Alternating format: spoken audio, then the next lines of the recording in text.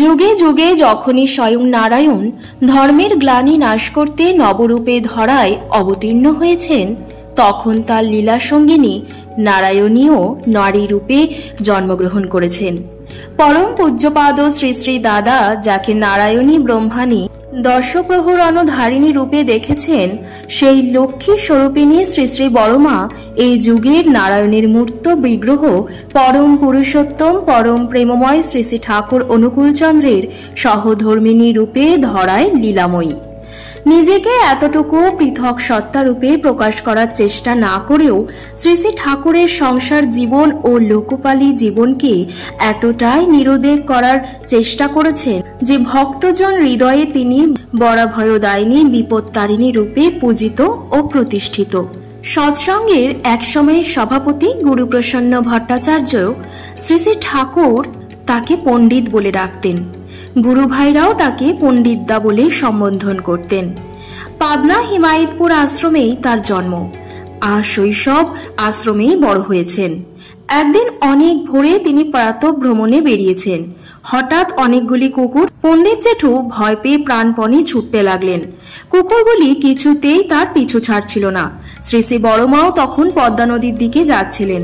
তিনি এই দৃশ্য দেখে চিৎকার করে বললেন, পণ্ডিত ঘুরে দাঁড়া, পণ্ডিত ঘুরে দাঁড়া। শ্রী শ্রী বড়মা এতটাই ব্যক্তিত্বের অধিকারিণী ছিলেন যে তার কথা অমান্য করা কারোর সাধ্য ছিল না। পণ্ডিত সঙ্গে সঙ্গে ঘুরে দাঁড়িয়ে পড়লেন। কুকুরগুলিও ওনার রুদ্রমূর্তি দেখে পিছনে ঘুরে দ্রুত পালিয়ে গেল। পণ্ডিত এই ঘটনার মধ্য দিয়ে উপলব্ধি করলেন শ্রী শ্রী বড়মা তাকে একটি চরম শিক্ষা দিলেন। যত বড় বিপদে আসুক না কেন, পালিয়ে গিয়ে নিস্তার পাওয়া যায় না। ঘুরে দাঁড়িয়ে মুখোমুখি তার মোকাবিলা করলেই বিপদের হাত থেকে পরিত্রাণ পাওয়া যায়, নতুবা বিপদ আমাদের পিছু ছাড়ে না। শ্রী শ্রী বড়মার অসামান্য ব্যক্তিত্বের আর একটি কাহিনী। একবার আশ্রমের বেশ কয়েকজন মা মিলে শ্রী শ্রী বড়মার কাছে আর একজন মায়ের সম্বন্ধে একটি বিশেষ ব্যাপারে অভিযোগ জানিয়েছেন। ওই মাটি থাকতেন রত্নাচলে, অর্থাৎ তপবন স্কুলের পিছনের একটি বাড়িতে।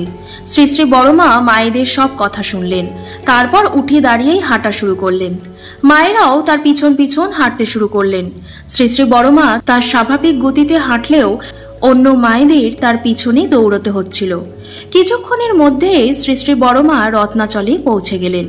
ওই মায়ের বাড়ির উঠোনে গিয়ে দাঁড়াতেই বাড়ির সকলে এসে শ্রী শ্রী বড়মার চরণে লুটিয়ে পড়ল। শ্রী শ্রী বড়মার উপস্থিতিতেই সমস্ত অভিযোগের সমাধান হয়ে গেল। পরক্ষণেই তিনি হাঁটা শুরু করলেন এবং অল্প সময়ের মধ্যে ঠাকুর বাড়ি পৌঁছে গেলেন, যার সমগ্র সত্তা জুড়ে শ্রী শ্রী ঠাকুর। তার ব্যক্তিত্বের এমনই প্রকাশ, মুহূর্তে মানুষ তার সান্নিধ্যে পরিশুদ্ধ ও পবিত্র হয়ে যায়। এমন অনেক ঘটনা আছে যা শ্রী শ্রী বড়মার কাছে নিতান্ত সহজ ও স্বাভাবিক হলেও আমাদের কাছে তার কোনো ব্যাখ্যা নেই। এরকমই একটি ঘটনা শুনুন।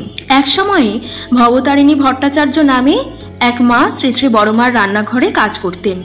বেশ কিছুদিন কাজ করার পর একদিন তিনি মনে মনে ভাবলেন, এতদিন ধরে বড়মার কাছে আছি, কই কিছু তো দেখলাম না।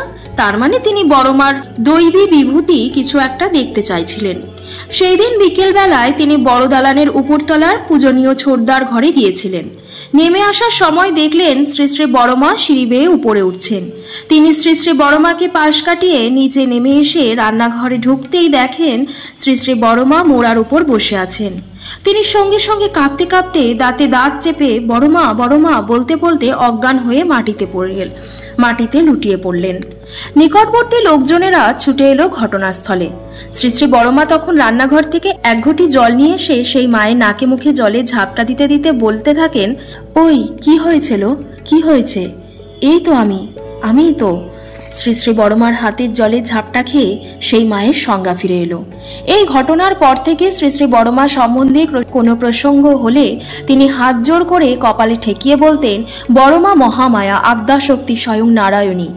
শ্রী শ্রী ঠাকুরের সমস্ত ইচ্ছাকে প্রশ্নশূন্য হয়ে সার্থক করে তুলতেন যিনি, তার সমগ্র জীবনকে সমর্পণ করেছেন তিনি আমাদের শ্রী শ্রী বড়মা।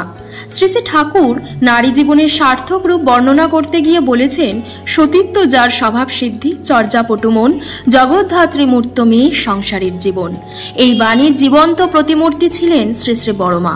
তার পূজা করা মানে তাকে অনুসরণ করা, যার অর্থ হলো জীবন দিয়ে শ্রী শ্রী ঠাকুরের সেবা করা। তার সেবা করা মানে নিজের বৃত্তি প্রবৃত্তির ঊর্ধ্বে উঠে তার সমস্ত ইচ্ছাকে বাস্তবায়িত করা। শ্রী শ্রী দাদার লেখা শ্রী শ্রী বড়মার উদ্দেশ্যে একটি বন্দনা গীতি দিয়ে আজ আমার এই আলোচনা কাহিনীটি সমাপ্ত করছি। করো ত্রাণ আর্ত প্রাণ ত্রস্ত সন্তানে, পতিত উদ্ধারিণী মাগো স্বস্তি সুধা বরিশনে। করুণাময়ী হে কল্যাণী, সর্বসুখ ঐশ্বর্যদানী, রাখো রাখো হে জননী অভয় রাঙা চরণে। সকলকে জয়গুরু। আজকের আলোচনা এখানেই সমাপ্ত। আবারও আসবো অন্য পর্বে অন্য কোনো ইষ্ট প্রসঙ্গ নিয়ে। ততক্ষণ ভালো থাকুন, সুস্থ থাকুন। আমার চ্যানেলটি অবশ্যই সাবস্ক্রাইব করে আমার পাশে থাকুন।